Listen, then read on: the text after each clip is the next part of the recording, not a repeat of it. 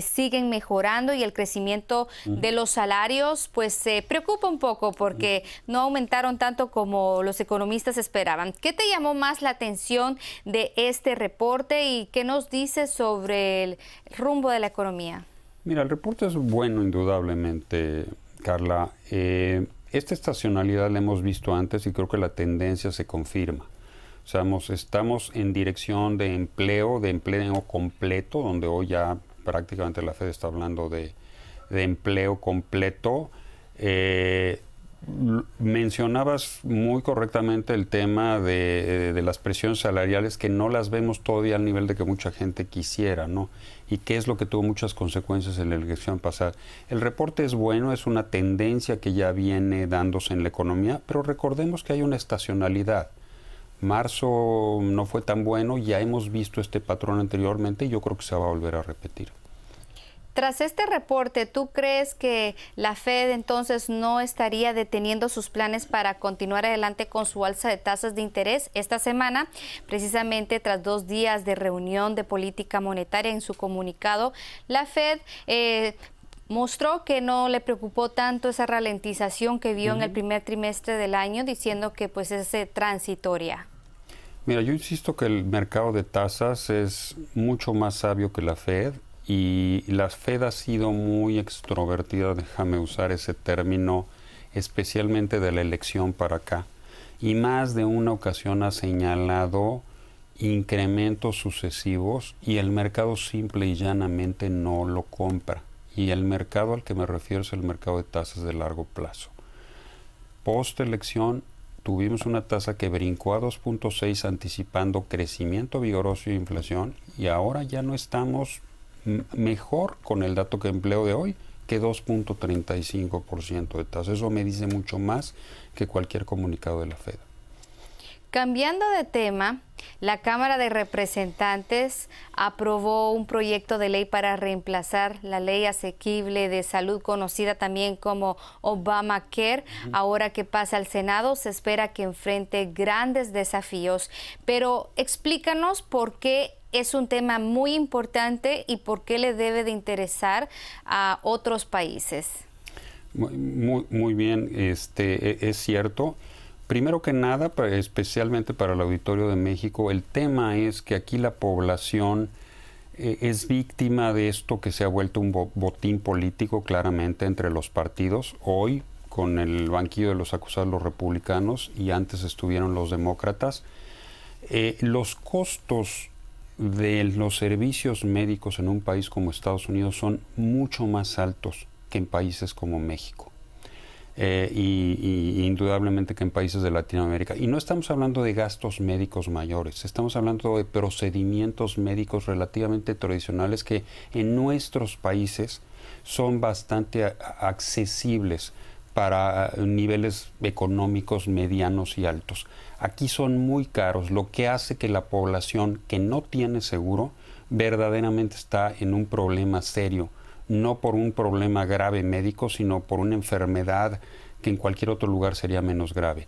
El problema es muy complejo y lo malo es que se ha dogmatizado políticamente y indudablemente va a tener consecuencias políticas para otro tipo de decisiones en materia económica, en materia de comercio exterior, en materia de seguridad nacional, porque las posiciones de los partidos están profundamente antagonizadas. Y precisamente que mencionas pues los altos costos médicos es una de las principales razones de la que muchos se declaran en bancarrota en este país. Mencionas consecuencias políticas, le podría también costar a los republicanos la próxima elección. Indudablemente, indudablemente. Aquí todo es cuestión de qué tan rápido se difunden las falencias de esta propuesta, como apuntabas en la introducción.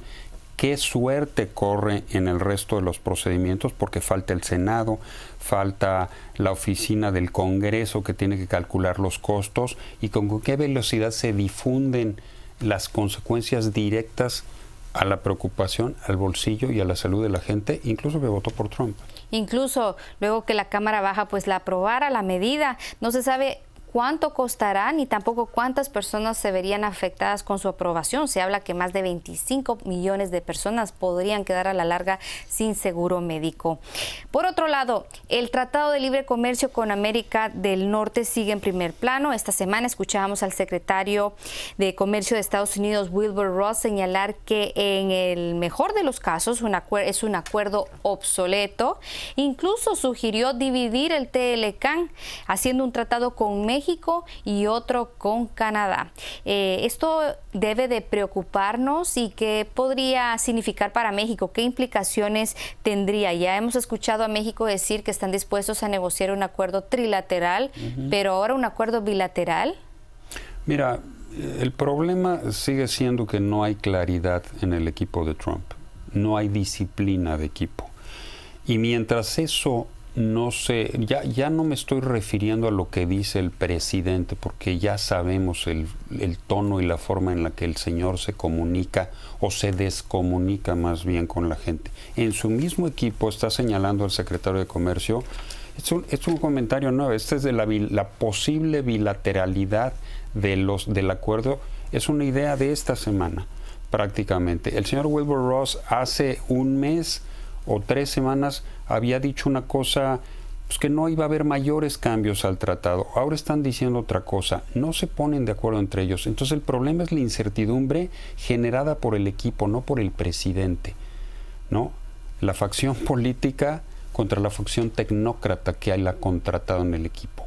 Vamos a vivir el mejor aliado para México, amén de que si es un acuerdo bilateral o trilateral, creo que es el cabildeo de los innumerables grupos agrícolas e industriales en los estados más afectados por una posible modificación drástica del acuerdo y los empleos que están americanos, que también están expuestos contra un colapso del tratado, ¿no? Y tú mencionabas que un acuerdo bilateral tampoco sería tan mal para México. No, porque México, recordemos que México tiene el 90% probablemente de su comercio dentro del tratado con Estados Unidos. Entonces, más que la etiqueta de decir bilateral o trilateral, hay que ver las condiciones de lo que me quieres negociar. Y eso no lo sabemos. Entonces, este gobierno se caracteriza por la falta de sustancia, ¿no? Ya para terminar, las ventas de las grandes automotrices cayeron en abril, más de lo que esperaban los analistas. Este también fue el 4º mes consecutivo que vemos un descenso en las ventas, lo cual ya comienza a preocupar luego de 2 años de ventas récord. Las grandes automotrices también han aumentado sus inventarios a un alto nivel. Resulta más difícil para los concesionarios de autos vender vehículos, uno porque los precios están aumentando de las unidades, y otro porque es más difícil para un consumidor obtener financiamiento, un préstamo para adquirir un auto. En el caso de México, sabemos que estas grandes automotrices que venden estos productos pequeños, los ligeros, los producen fuera de Estados Unidos, como países como México. ¿Se podría haber afectado por esto, desaceleración que estamos viendo en la industria automotriz? Gran pregunta y gran tema, Carla. Efectivamente, creo que la gente todavía no focaliza atención a esta tendencia que mencionas. No es solo abril, o sea, los 4 meses de este año, las ventas de unidades han caído en todas las marcas. Entonces, ya empezaron los despidos en algunas plantas. Si las ventas van a caer por todo el tipo de unidades sofisticadas, caras o unidades más económicas y más comerciales, indudablemente que le va a afectar a México y le va a afectar a Canadá, porque de cualquier forma que terminemos, la cadena de distribución que hay creada a partir del Tratado de Libre Comercio, pues es indiscutible. Entonces, este es un tema que en el transcurso de los meses indudablemente va a tener una influencia importante, creo yo, en las negociaciones por parte de las posturas que van a tener las automotrices con la administración de cuánta gente puedo emplear si se me está cayendo el mercado después de muchos años de estar creciendo y expandiendo, ¿no? Y eso es algo que el presidente Donald Trump pues no quiere escuchar. Así es. Muchas gracias, Carlos Mena, director gerente de Banorte ICSE Securities, por acompañarnos hoy en esta sección. Gracias, Carla. Desde Nueva York, Carla Palomo para el financiero Bloomberg.